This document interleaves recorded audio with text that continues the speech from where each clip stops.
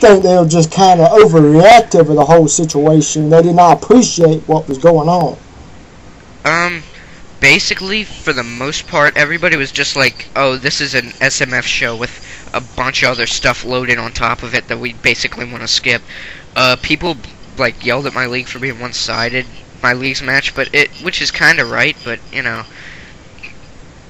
everybody just trashed it, and people just made horrible insults, and they're like, where's SMF, we want SMF. It's like, don't comment if that's all you're gonna say. You know, that's, in my opinion, that's the main reason why the first coalition failed, is because people were only searching and trying to find one thing instead of looking at all these new options and trying to take them seriously. Exactly.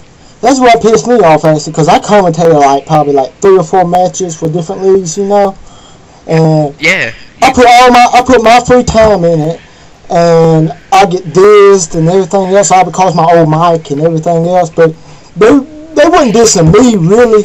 They're dissing me because it wasn't SML. Yeah, and I remember you commentated my league's match, and they were ripping on you and everything. Oh yeah, fuck them. And you know what? Fuck them. Yeah, and I even kind of took a shot at you. Not like a real shot, but I remember in the match, you botched the finisher name.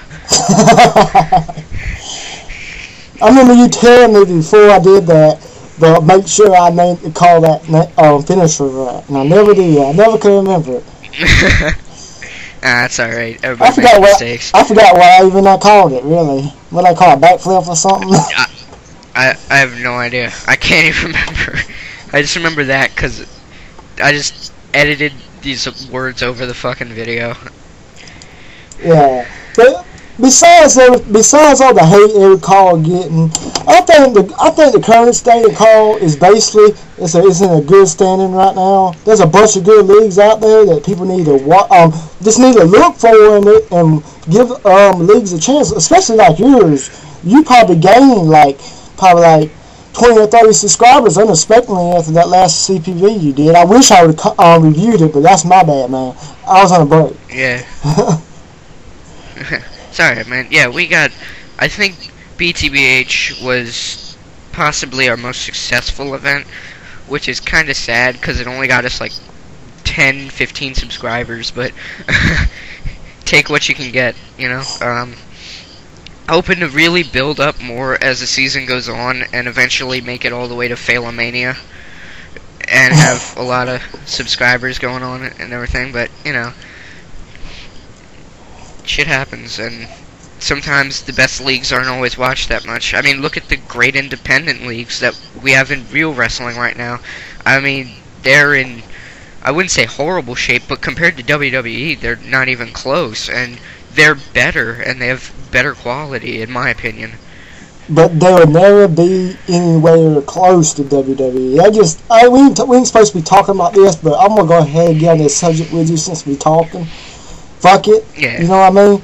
But I don't think, people may embarrass me, but you know me, I'm one controversy, so I don't think there's any league, I don't care if it's ROH, or it's TNA, or it's CZW, but there will never ever be any league that will compare to WWE because they're more known worldwide, and there will never be anybody else. I'm gonna have to disagree with you on that, and I know we're not supposed to be talking about this. This is a call show, but I'm gonna have to disagree just because it's gonna be hard, but it'll take a lot of work and dedication. But there's definitely a good chance that one of these good indie leagues could get up there.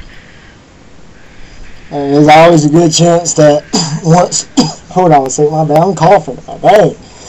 But once Vince McMahon notices that somebody's trying to gain ground, look, for example, okay, WCW, right? Yeah.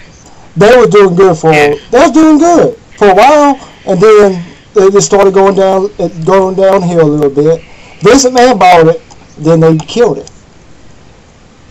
Well, there's always different situations, and in WCW's situation, it was more because they tried to be riskier and better than WWE, and they focused too much on WWE, well, at that time WWF, than they did on themselves and what they were doing. They were just trying to outdo WWE instead of put out a good product and keep a good fan base going. Like, I think that's what TNA is doing right now. They're trying to be better than WWE. TNA is basically WCW. Basically. More likely it is because they got the same commentators.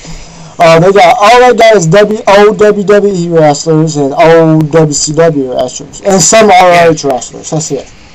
You could call it WCW, or you could call it WWE too. It's really your pick at this point. I kind of agree with you at one point. And WWE has been slipping a lot. But you got one thing you got to admit about WWE is they consistent with the stuff, and they might be might be stupid, but at least they put a decent show out there. For the most part, yeah, I gotta agree with you. Yeah, but we gotta move on, man. We're talking about that kind of stuff. Yeah, we're talking real wrestling, not call. But I got more lines to say. But this gonna be my next question for you, all right? But what leagues do you rank at the top? You know, like your top about 5 or your top 10, and what are your top 5 worst leagues? Honestly, I don't watch that much Call, but I really do like WEDF, and I gotta go through the whole season again. Just watch it, make sure I know everything, because I got a commentary job coming up. And XWAWC is good.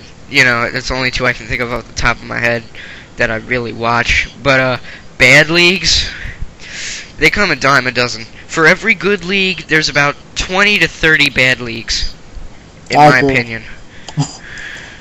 So I tried to write a review for one league, but I just turned it off. I was just like, I can't do this. My eyes was hurting and everything else. I was just like,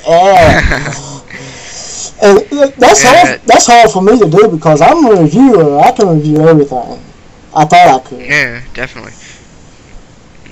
Yeah, like, it's just like, with me, I'm kind of a harder person to get because I'm not that patient. So you really gotta hook me right away. And that's the reason why I really got into Call SMF. I just looked at it and they hooked me and they brought me in. And I went back and I watched all of the episodes when I first got into it. And I even suffered through the 4-hour wait of dial-up laptops just to watch the episode. And that is something I would not do for a bad league. Oh yeah. You know, I wouldn't wait 4 minutes for a bad league. Speaking of SMF, what do you think of the return of it and the new additions to the roster of the SMF? I gotta be honest, after Bitchamania, I haven't really focused on what they did to the roster. I had heard, like a day or 2 ago, Colonel Sanders was released, and my heart was broken, but, you know, I think it's gonna be a real different show without Bob Ross. It's gonna be really different. And it's just it'll be like Raw without JR. You know, you just watch it and you're gonna go, that's not what I remember, that's not what I loved, but you're gonna have to deal with it, and you're gonna have to show that you're a true fan and actually put your way through it. And actually, in my opinion, Bob Ross was really kind of off last year. I mean, it started off good, and it was going great, and then it just kind of got worse, in my opinion. It just felt like same old shit, different day. Yeah, well, you gotta see his point of view in a little bit, because he's been doing this colleague for a while, and he's been successful so long, and he got all this pressure to put out an episode like magnitude. You know what I mean? Yeah, I know. Like, there were people on the chat box just sitting there going, when's SMF, when's SMF, da-da-da-da. It's like, dude, give him time, holy shit. Now, in my case, where I've taken a month to put out my next show, there you can start asking me, where the hell is it, you know, what's going on, but, like, with his case, I guess he was just thinking, do what works, what got us to this place, well, what can we do to slightly tweak it, to make it better, but still different. and I feel he did that on most, except for the commentary, which just felt